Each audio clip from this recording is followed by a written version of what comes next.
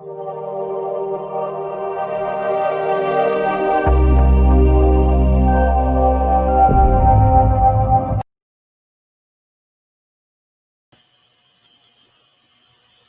right, we are on day 2 of this lovely devotion.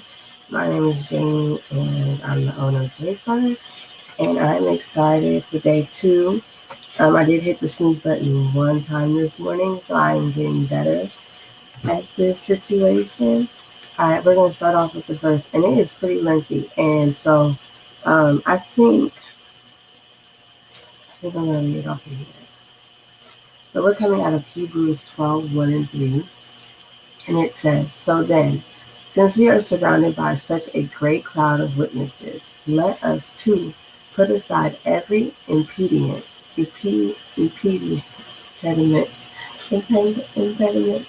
that is the sin which easily hampers our forward movement, and keep running with endurance in the contest set before us, looking away to the initiator and completer of that trusting, Yeshua, who in exchange for obtaining the joy set before him, endured execution on a stake as a criminal, scorning the shame, and has sat down at the right hand of the Father."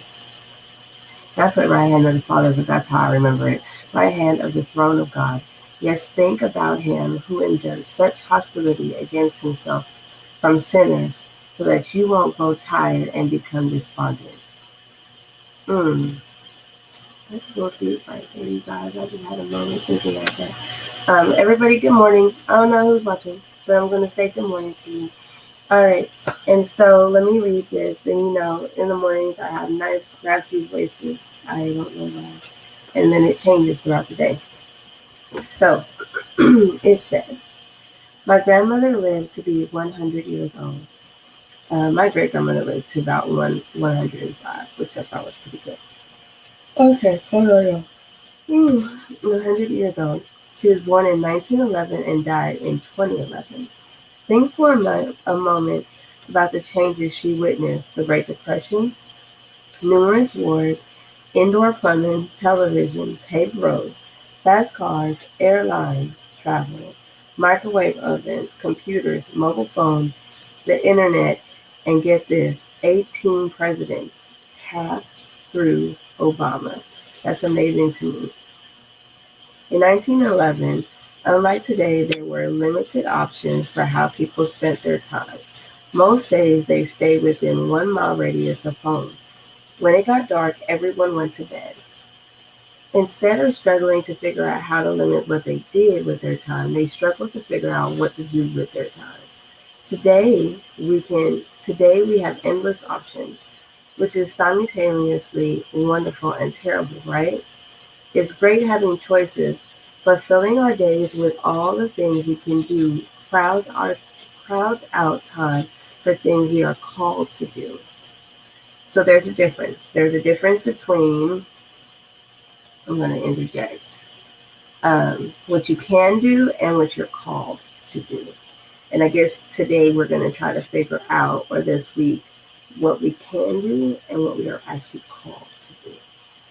Your calendar may be full of things you can do, events you can attend, groups you can join, business you can start. But when you take a closer look at those calendar entries, are they really the things you should be doing, the things you're called to do? One thing God has called me to is investing in the lives of foster children. So once I understood today's principle, I set a guardrail for my calendar that if I'm ever too busy for a foster child, I'm too busy. Okay, here we go. I refuse to let my life get so full that I don't have time for the race God has specifically marked out for me. It is time for you to set a guardrail like that for your calendar. What are you doing just because you can, not because you're called? I can promise you this. When you're running the race marked out specifically for you, there is unexplainable joy and fulfillment. And that is so true. So I put in my little journaling my thoughts This week, I will reevaluate everything I'm doing to see whether I am called to do it, or I'm just doing it because I can do it. And that is a hard thing to do, especially when your whole life, all you've been doing is what you can do rather than what you're called to do. And so, and then sometimes you're called to do things that you may be good at, but is really out of your comfort zone. And so like teaching or even doing these devotionals, some like I feel like I'm out of my I don't know, comfort zone, because I'm not used to having people see my face all the time. Unless you're sitting in my salon chair and then we have those real good conversations, you know what I'm saying? The nice therapeutic conversation. But like aside from that, just doing this is completely different for me and very much so out of my comfort zone. And so that is something that I do know teaching is a calling for me, because I've had too many instances where people are like, why aren't you teaching this? And I'm like, because I don't want nobody looking at me. I don't want to be in front of anybody. But if you're called to do it, you're called to do it. And you'll be doing it without even realizing it sometimes, which is great, which is what we're supposed to do. Because once you get into your calling, you do get joy and you do get fulfillment. And although you may get exhausted, just remember you're supposed to go to God when you're weak so that he can make you strong. And means rest. All right, so let's go ahead, and it says here, right here, when you have time, when you're at home, you're supposed to list the things that you can do. So these things are such as like cooking classes with friends, driving this person here, sitting on the phone for 2 to 3 hours. You get what I'm saying? With like no fruit coming out of that. Just things that you when you sit back, you're like, that's kind of not necessary, right? And then the next column is supposed to be things that you're called to do. And this one says like taking the mom to the doctor. Like for me right now, I have my son on virtual, and then I have my nephew here and he's on virtual. And I do that. I feel like I'm called to do that. One, because I think the boys need to be around each other so that they can influence one another. I think Elijah's really good influence on Caleb. He's 5.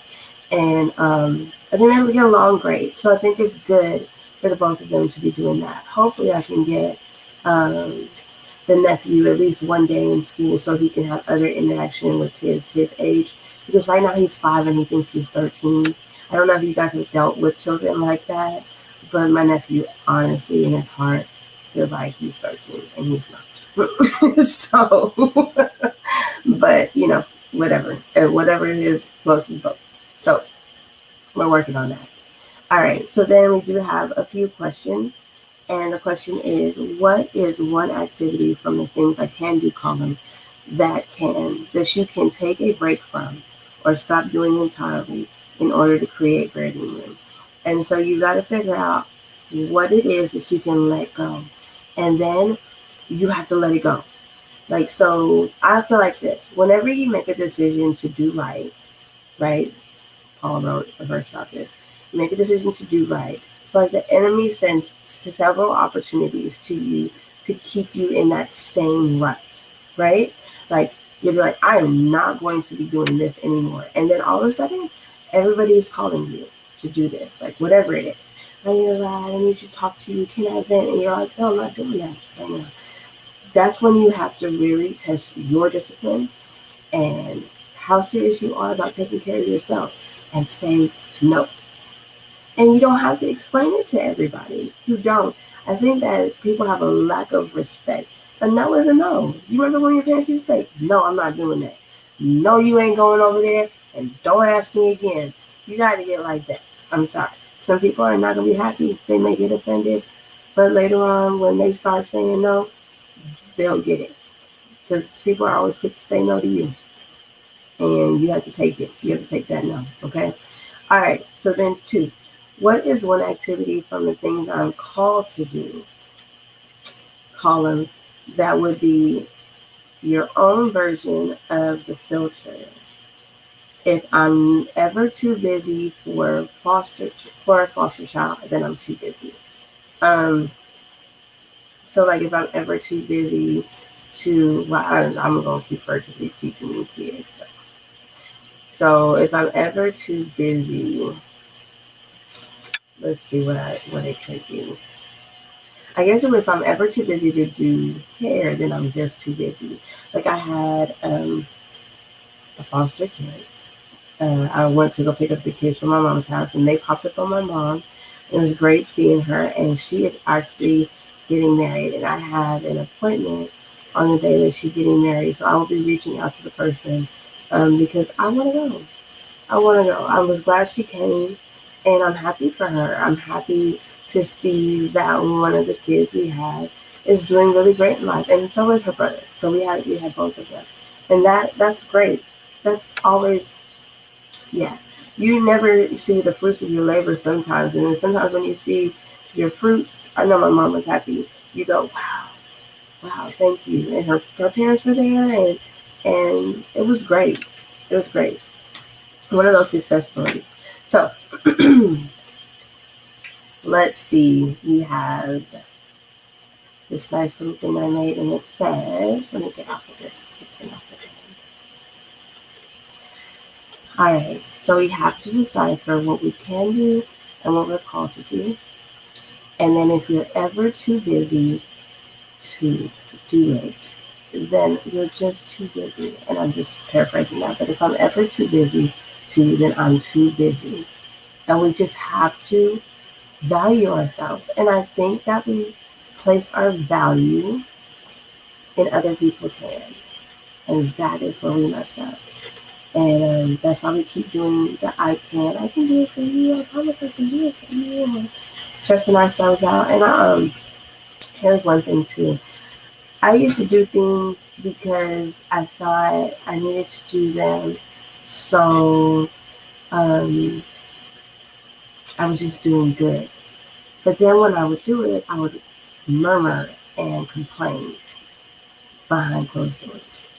And so you are ruining your blessings. God says when you do it with a joyful heart.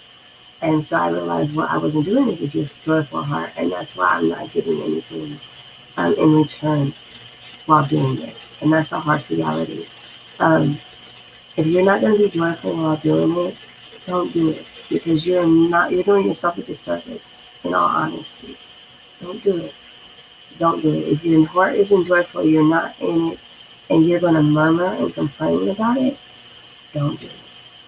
That's my teaching point for you. Don't do it. Don't do it. Plus it makes you look crazy. Like, oh, I did this for this. Why would you want to do that? Just why I'm not doing it, And then don't feel some type of way when they find somebody else that will. Just don't do it. Okay? All right. So tomorrow we will be back doing these nice devotional of day 3 of time, and hopefully you guys are listening and applying some of these things to your life so that things can get easier for you and you can start setting full-on boundaries. And not even boundaries, just start doing better for yourself and treating yourself better. Because if you don't take care of you, then nobody else will. You have to take care of you too, right? And that is okay. So happy, what's today, y'all? Thursday? Happy Thursday. I've got here all day. So if you do make comments or something like that and I don't respond, that's because I'm working. And I have a few special guests coming, which I'm excited about.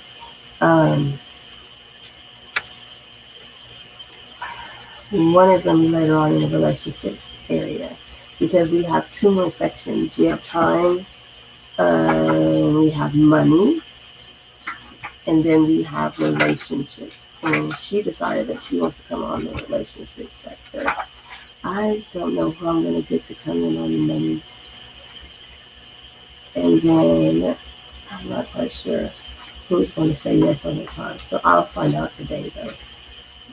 I asked a few people, and I didn't get a response from one, so I'm going to assume that that's a no.